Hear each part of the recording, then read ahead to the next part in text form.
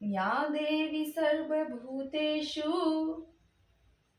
दुर्गारूपेण संस्थिता नमस्तस्यै नमस्तस्यै नमस्तस्यै नमो नमः।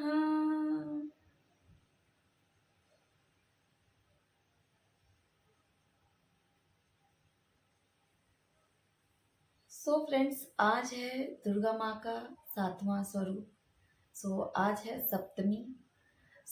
आज हम लोग सप्तमी का जो नवरात्र का 9 दिन का जो व्रत रहता है, उस 9 दिन के व्रत में आज हम लोग सप्तमी में जो पाठ है उस क्रिया को हम लोग आगे करते हैं और आगे का पाठ हम लोग पढ़ते हैं।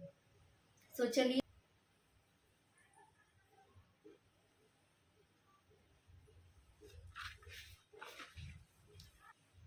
अष्टो अध्याय। माँ अनिमा आदि सिद्धिमयी किरणों से आवृत भवानी का ध्यान करती हूँ।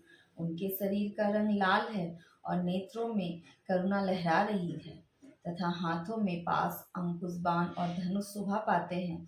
ऋषि कहते हैं, चंड और मुंड नामक दैत्यों के मारे जाने तथा बहुत सी सेना का संहार हो जाने पर दैत्यों के राजा प्रजापति शुंभ के मन में बड़ा क्रोध हुआ। उसने दैत्यों की संपूर्ण सेना को युद्ध के लिए कूच करने की आज्ञा दी।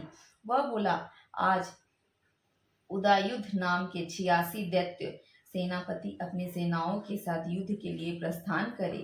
कंबू नाम वाले दैत्यों के 84 सेना नायक अपनी वाहिनी से घिरे हुए यात्रा करे। 50 कोटि वीर्य कुल के और 100 ध्रुव कुल के असुर सेना प्रति मेरी आज्ञा से सेना सहित कूच करे। कालक, दोहाद्र, मौर्य और काल के असुर भी युद्ध के लिए तैयार हो मेरी आज्ञा से तुरंत प्रस्थान करे। भयानक शासन करने वाला असुराज शुंभ इस प्रकार आज्ञा दे सहस्त्रों बड़ी बड़ी सेनाओं के साथ युद्ध के लिए प्रस्तावित हुआ। उसकी अत्यंत भयंकर सेना आती देख चंडिका ने अपनी धनुष की टंकार से पृथ्वी और आकाश के बीच का भाग बुझा दिया। राजन, तदंतर देवी के सिंह ने बड़े ही जोर से दहाड़ना आरंभ किया। फिर अंबिके ने घंटे के शब्द से उस ध्वनि को और भी बढ़ा दिया। धनुष की टंकार, सिंह की दहाड़ और घंटे की ध्वनि से संपूर्ण दिशाएं गूंज उठी। उस भयंकर शब्द से काली ने अपने विकराल मुख को और भी बढ़ा लिया और इस प्रकार से वे विजयिनी हुई।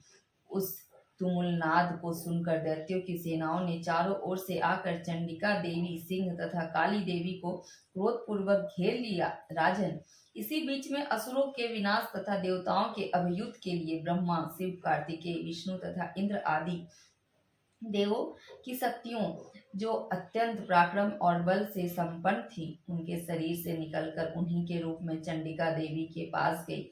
जिस देवता का जैसा रूप, वह जैसी वेशभूषा, जैसा वाहन, ठीक वैसे ही साधनों से संपन्न हो उसकी शक्ति असुरों से युद्ध करने के लिए आई। सबसे पहले हंस युक्त विमान पर बैठी हुई अक्षसूत्र कमलंडू से सुशोभित ब्रह्मा जी की शक्ति उपस्थित हुई, जिसे ब्रह्मानी कहते हैं। महादेव जी की शक्ति वृषभ पर आरूढ़ को हाथों में श्रेष्ठ त्रिशूल धारण किए, महानाग का कंकन पहने, मस्तक में चंद्र रेखा से विभूषित हो वहां आ पहुंची।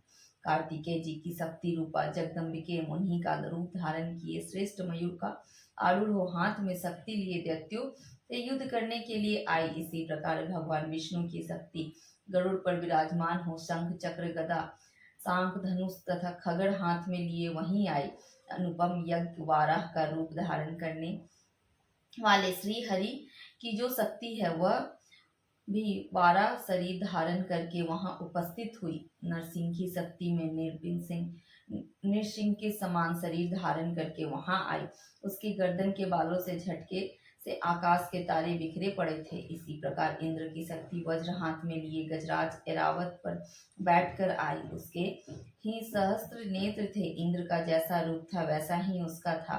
तदंतर उन देवी देव शक्तियों से घिरे हुए महादेवी जी ने चंडिका से कहा, मेरी प्रसन्नता के लिए तुम शीघ्र ही इन असुरों का संहार करो।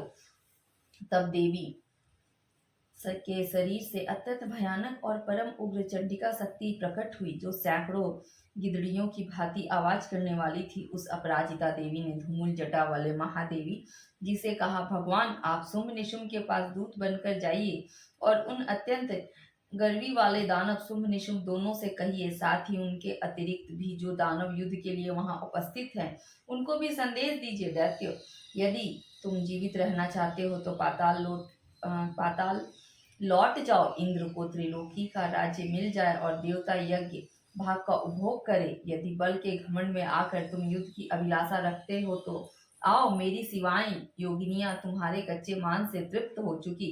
उस देवी ने भगवान शिव को दूत के कार्य में नियुक्त किया है, इसलिए वह शिव दूती के नाम से संहार में विख्यात हुई है।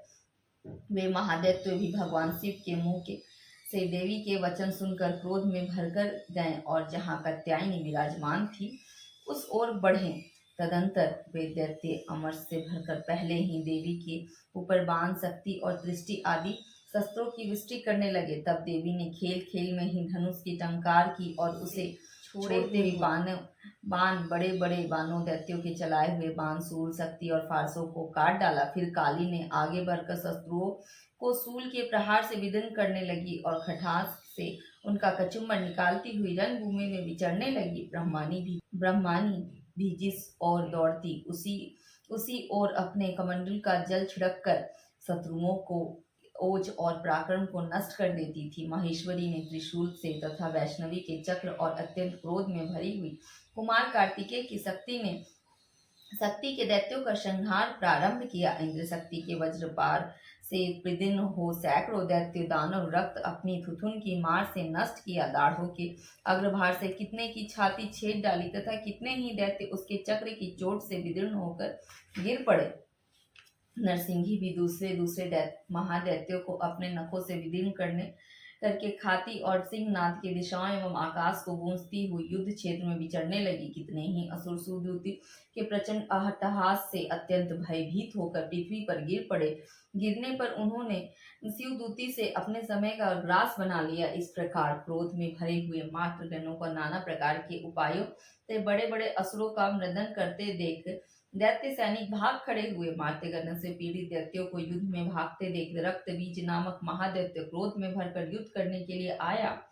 उसके शरीर में जब रक्त की बूंद पृथ्वी पर गिरती तब उसी के समान शक्तिशाली दूसरा महादैत्य पृथ्वी पर पैदा हो जाता।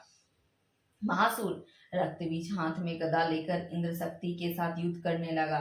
तब इंद्री ने अपने वज्र से रक्त बीज को मारा। वज्र से घायल होने पर उसके शरीर से बहुत सारा खून चूसने लगा और उसी के समान रूप तथा पराक्रम वाला योद्धा उत्पन्न होने लगा। उसके शरीर से रक्त जितनी बूंदें गिरी उतने ही पुरुष उत्पन्न हो गए। सब रक्त बीज के समान ही वीर्यवान, बलवान और पराक्रमी थे। वे रक्त से उत्पन्न होने वाले पुरुष भी अत्यंत भयंकर अस्त्र शस्त्रों का प्रहार करते हुए वहां मार्तगणों के साथ घोर युद्ध करने लगे। पुनः वज्र के प्रहार से जब उसका मस्तक घायल हुआ तब रक्त बहने लगा तथा हजारों पुरुषों उत्पन्न हो गए।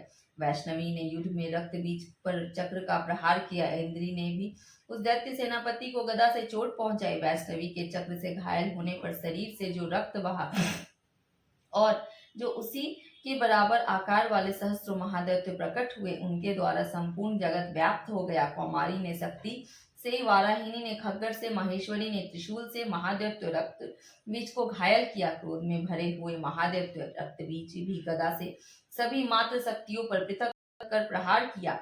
शक्ति और शूल से अनेक बार घायल होने पर जो उसके रक्त की धारा पृथ्वी उससे भी निश्चय ही सैकड़ों असुर उत्पन्न हुए। इस प्रकार महादैत्यों के रक्त से प्रकट हुए असुरों द्वारा संपूर्ण जगत व्याप्त हो गया। इसने उन देवताओं को बड़ा क्रोध हुआ और भय हुआ। देवताओं को उदास देख चंडिका ने काली से शीघ्रता पूर्वक कहा, चामुंडे तुम अपना मुख और भी फैलाओ तथा मेरे शस्त्रपात से गिरने वाले रक्त बिंदुओं और उनसे उत्पन्न होने वाले महादैत्यों को तुम अपने इस उताव वाले मुख से खा जाओ। इस प्रकार रक्त से उत्पन्न होने वाले महादैत्यों को भक्षण करती गई तुम रण में विचरती रहो। ऐसा करने से उस दैत्य का सारा रक्त छिन्न हो जाएगा और वह स्वयं ही नष्ट हो जाएगा। उन भयंकर दैत्यों को जब तुम खा जाओगी तब दूसरे दैत्य उत्पन्न नहीं हो पाएंगे काली से। यूं कहकर चंडिका देवी ने सूल से रक्त बीज को मारा और काली ने अपने मुख में उस रक्त को ले लिया। तब उसने वहां चंडिका पर गदा का प्रहार किया, किंतु उस गदा पात से देवी को तनिक भी वेदना नहीं पहुंची। रक्त बीज के घायल शरीर से बहुत रक्त गिरा, किंतु ज्यों ही वह गिरा त्यों ही चामुंडा ने उसे मुख में ले लिया। रक्त गिरने से काली के मुख में जो महादैत्य उत्पन्न हुए उन्हें वह चट में कर गई और रक्त बीज का रक्त भी पी लिया। तदंतर देवी ने रक्त बीज को, जिसका रक्त चामुंडा ने भी पी लिया था, वज्र बाण खगड़ तथा दृष्टि आदि से मार डाला। इस प्रकार सहस्त्रों के समुदाय से आहत एवं रक्तहीन हुआ महादैत्य रक्त बीज पृथ्वी पर गिर पड़ा। नरेश्वर, इससे देवताओं को अनुपम हर्ष उत्पन्न हुआ और मातृगण उन असुरों के रक्तपान के मद से उद्घृत होकर नृत्य करने लगा। इस प्रकार सर्वनिक मनवंत्र कथा के अंतर्गत देवी महात्माएं रक्त बीज नामक 8वां अध्याय पूरा हुआ।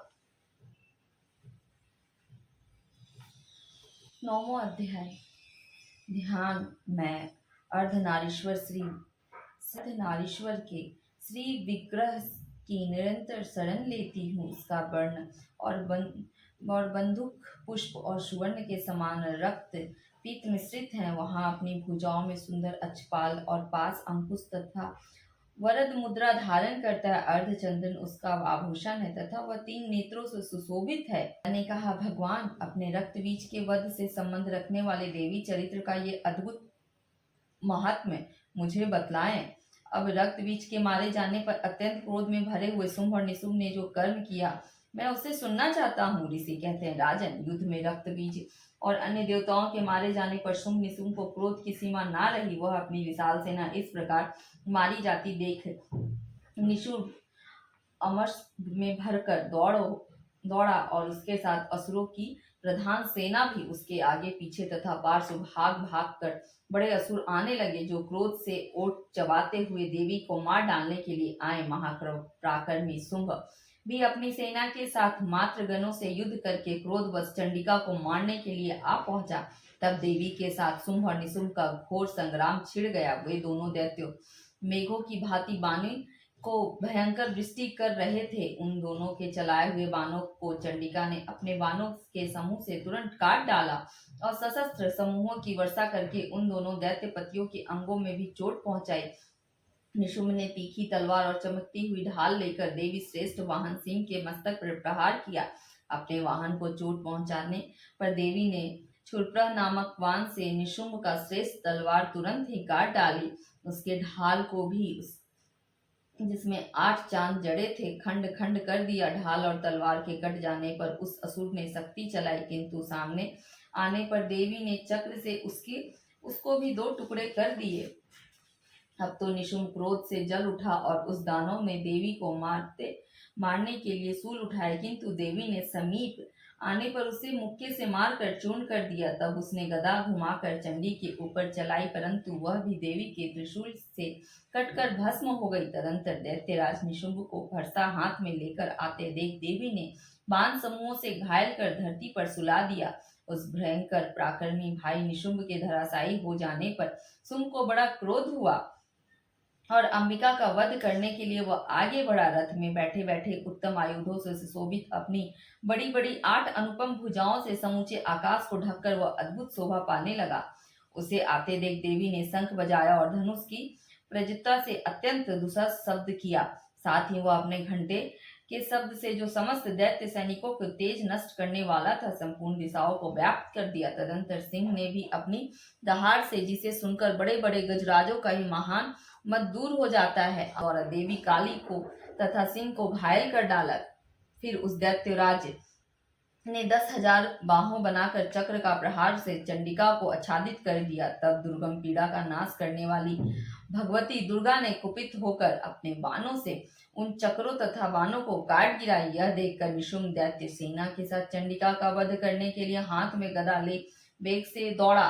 उसके आते देख चंडी ने तीखी धार वाली तलवार से उसकी गदा शीघ्र ही काट डाली तथा उसने सूल हाथ में ले लिया। देवताओं को पीड़ा देने वाला निशुंभ को सूल हाथ में लिए हुए आते देख चंडिका ने वेग से चलाए हुए अपने सूल को उससे उसकी छाती छेद डाली और सूल से विदीर्ण हो जाने पर उसकी छाती से एक दूसरा महाबली एवं महापराक्रमी पुरुष खड़ी रह कहता हुआ निकला। उस निकलने हुए पुरुष की बात सुनकर देवी ठहाकर हंसने लगी और उन्होंने उसका मस्तक काट दिया। फिर तो पृथ्वी पर गिर पड़ा। तदंतर सिंह ने अपनी धाड़ों से असुरों की गर्दन को कुचलकर खाने लगा। यह भयंकर दृश्य था। उधर काली तथा शिवदूती ने भी अन्य देवताओं का भक्षण आरंभ किया और कौमारी की शक्ति से विदीर्ण होकर कितने ही महादैत्य नष्ट होकर ब्रह्मानी के मंत्र पूत जल से निश्चेत होकर कितने ही भाग खड़े हो गए। कितने ही महादैत्य महेश्वरी के त्रिशूल से छिन छिन हो धराशायी हो गए। वराही के थुथुन के आघात से कितने ही पृथ्वी पर कचूमर निकल गए। वैष्णवी भी अपने चक्र से दानवों के टुकड़े टुकड़े कर डाले। इंद्री के हाथ से छूटे हुए वज्र से भी कितने ही प्राणों से हाथ धो बैठे। कुछ असुर तो नष्ट हो गए, कुछ उस महादैत्य से भाग गए तथा शिवदूती तथा सिंह के ग्रास बन गए। इस प्रकार श्री मार्कंडेय पुराण में सार्वरिक मनवंतर के कथा के अंतर्गत देवी महात्माएं निशुंभ नामक 9वां अध्याय पूरा हुआ। सो फ्रेंड्स, यहाँ पे 8वां और 9वां अध्याय हम लोगों का समापन हुआ। और माता रानी से हम भी, आप लोग जैसे आराधना करते हैं सो हम भी वही आराधना ही कर रहे हैं। सो आप लोगों की भी जो मन्नत है वो माता रानी से मांगे। नवरात्र में सबकी कामनाएं पूरी होती है और आप लोगों की भी होगी। माता रानी सबके लिए सुनती हैं और सबका करती हैं। सो आप लोग ऐसे ही चैनल पे बने रहे। और अब आप लोग आरती जय अम्बे गौरी मैया, जय श्यामा गौरी, तुमको निश दिन ध्यावते, मैया जी को निश दिन ध्यावते, हरि ब्रह्मा शिवरी। जय अम्बे गौरी मांग सिंदूर विराजते, टीको मृग मद को, मैया टीको मृग मद को, उज्ज्वल से दो नैना, उज्ज्वल से दो नैना, चंद्र बदनिनी को।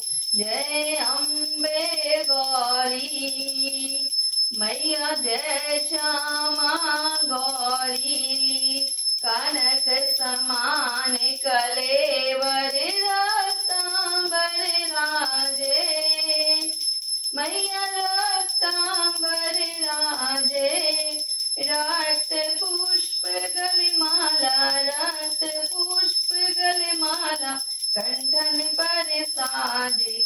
जय अम्बे गौरी मैया, जय श्यामा गौरी,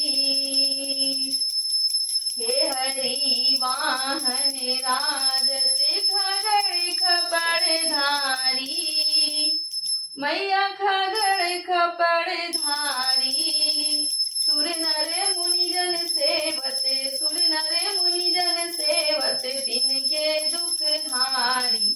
जय अम्बे गौरी मैया, जय श्यामा गौरी, कानन कुंडल शोभित नासाग्रे मोती, मैया नासाग्रे मोती, कोटिक चंद्र दिवाकर, कोटिक चंद्र दिवाकर, राजत सम ज्योति। जय अम्बे गौरी मैया, जय श्यामा गौरी, शुंभ निशुंभ विदारे महिषासुर घाती, मैया महिषासुर घाती, धूम्र विलोचन नैना, धूम्र विलोचन नैना, नित दिन मदमाती।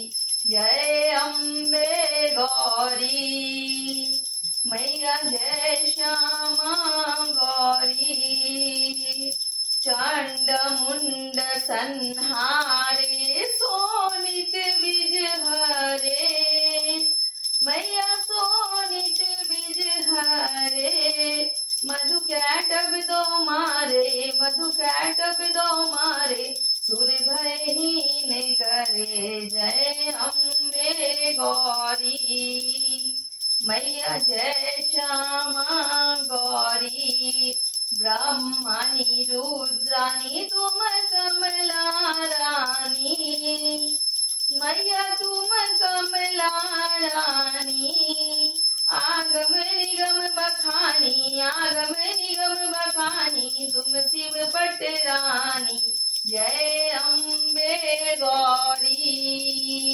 मैया जय श्यामा गौरी 64 योगिनी गावत नृत्य करते भैरो मैया नृत्य करते भैरो बाजते ताल मृदंगा बाजते ताल मृदंगा और बाजते डमरू जय अम्बे गौरी मैया जय श्यामा गौरी तुम ही जग की माता तुम ही हो भरता मैया तुम ही हो भरता भगतन की दुख हरता भगतन की दुख हरता सुख संपत्ति करता जय अम्बे गौरी मैया जय श्यामा गौरी भुजाचार्य अति शोभित वर मुद्राधारी मैया वर मुद्राधारी मन वांछित फल पावते मन वांछित फल पावते सेवत नर नारी जय अम्बे गौरी मैया जय श्यामा गौरी कंचन थाल विराजत अगर कपूर बाती मैया अगर कपूर बाती श्रीमाल के तुम्हें राजते श्रीमाल के तुम्हें राजते कोटि रतन ज्योति जय अम्बे गौरी मैया जय श्यामा गौरी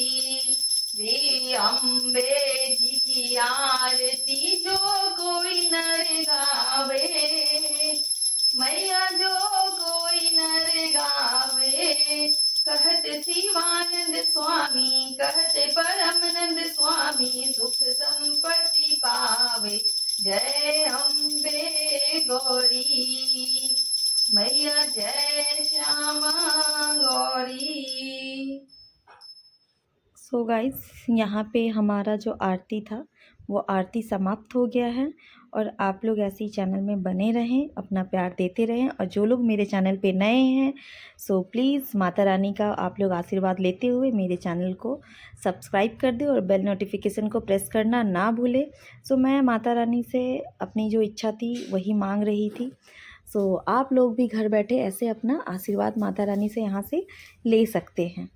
माता रानी तो कल्याणमयी है, माता तो सबकी माता है। सो आप लोग ऐसे ही चैनल पे बने रहें।